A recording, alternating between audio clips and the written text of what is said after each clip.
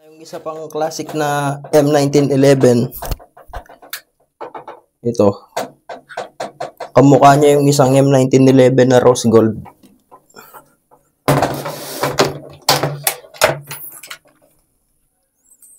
Magkamukha sila.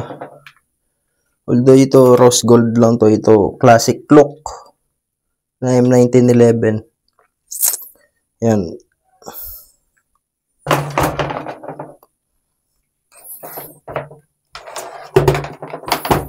Try natin siya doon sa Texas Star.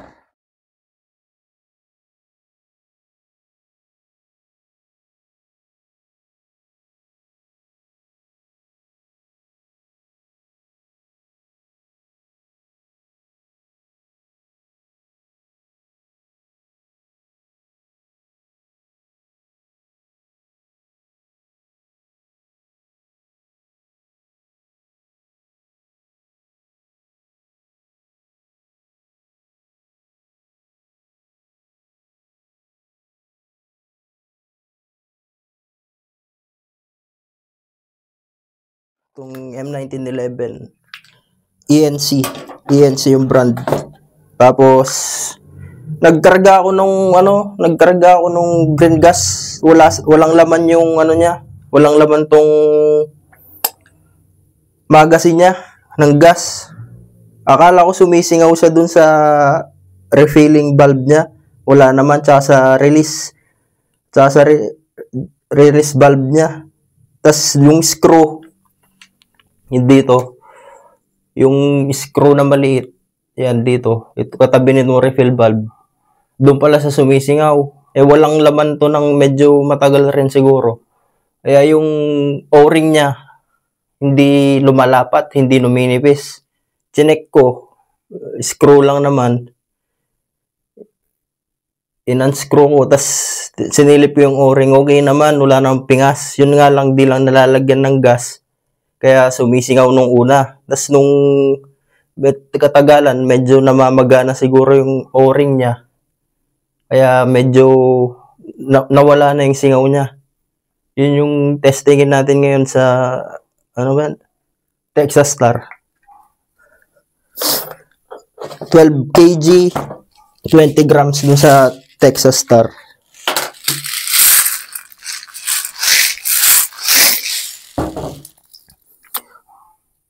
1, 2, 3, 4, 5, 6, 7, 8, 9, 10, 11, 12, 13,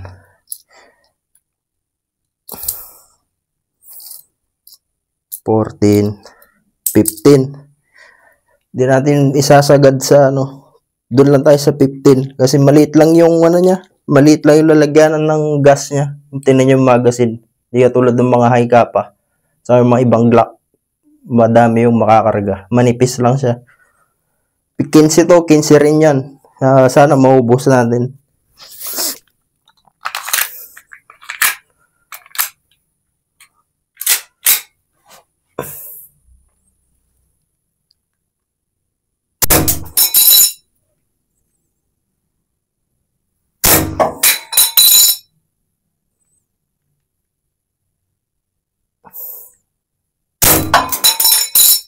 Nakalimutan ko yung pinagbabawal.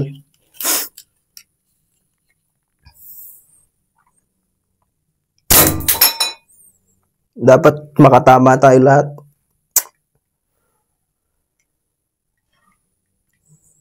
Malikot eh.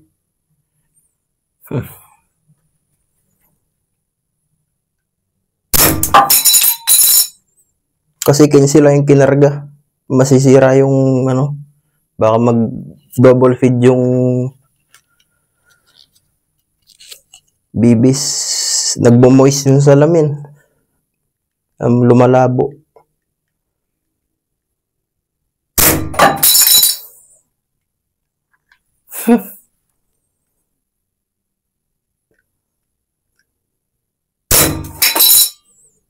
Maganda rin to M1911 kaysa dun sa isang rose gold.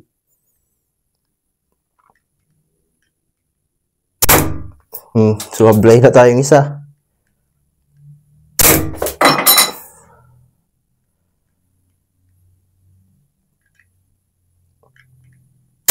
Uy, dalawa na. Mainit. Nagmamoist yung salamin. Eyeglasses.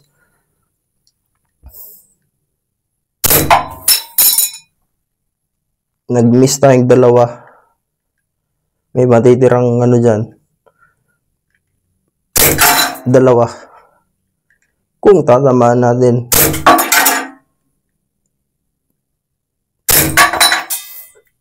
Maganda rin to ENC yung brand M1911. Maganda mamutok to. Wala nang hangin.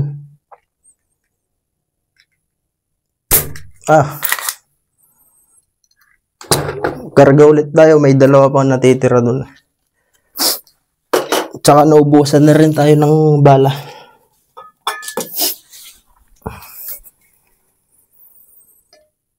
Ilan yun? Isang refill? 15. 15 yung sa isang refill.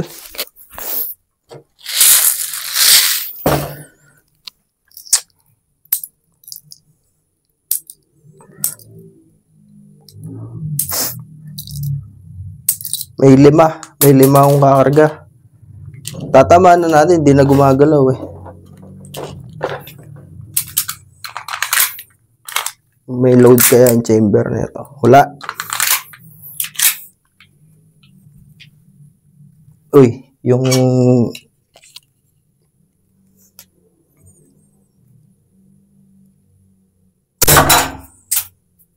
maganda mamutok din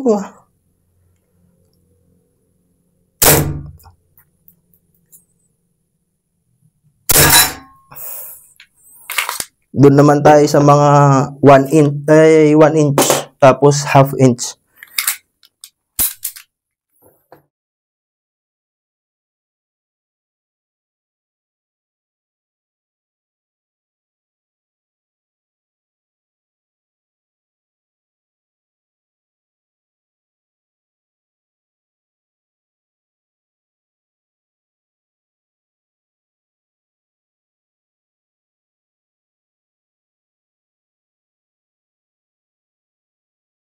Karga ulit tayong gas.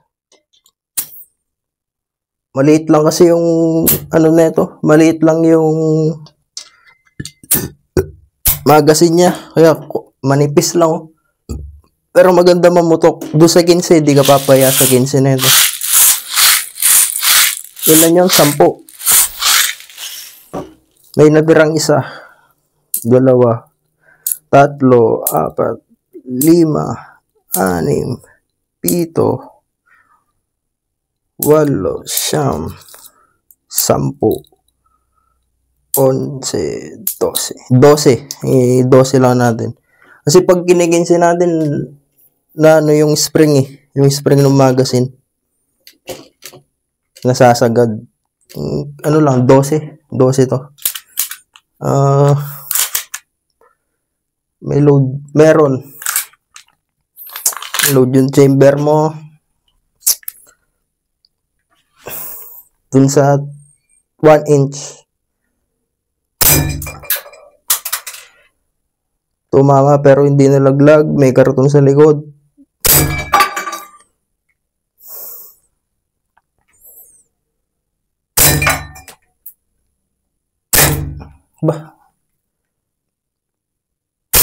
Maganda mamutok to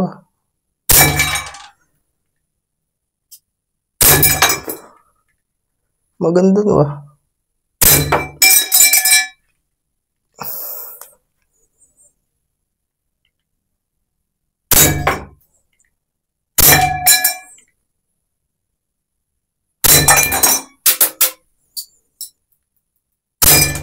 Tumatama kaso may karton sa likod. Nagmo-moist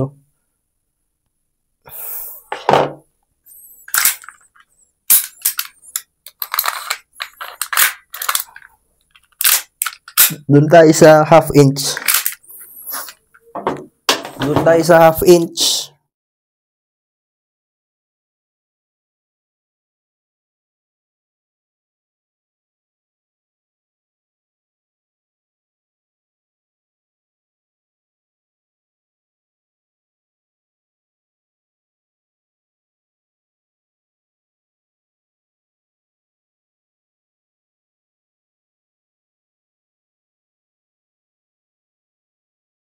Karga ulit tayong gas.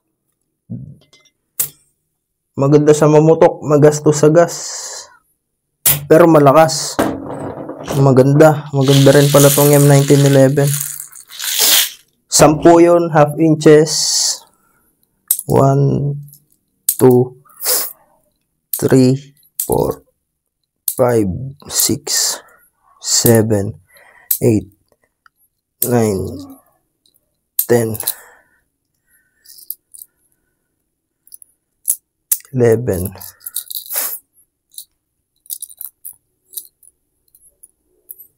Ang dali nga. 11,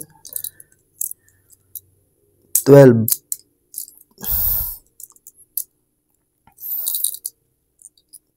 13.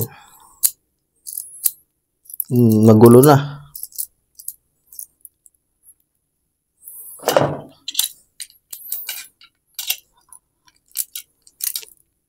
Nasaan na?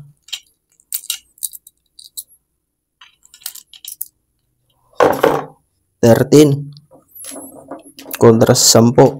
Mainit dito. Nakalimutan kong magdala ng ano. Ayan, nagmamoist yung salamin. Doon tayo sa half inch. Oh. May load yata. Ay, wala. Wala. Half inch. Ang labo. Nagmamoist.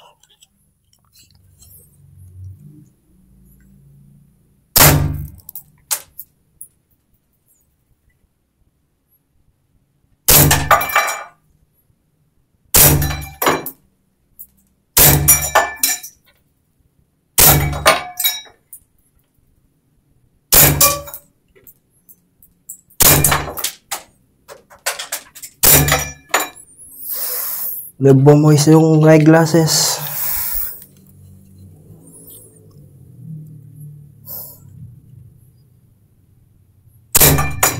Maganda rin mamutok to. M1911 na classic. Kesa dun sa rose gold. Ubusin na lang natin yung ano.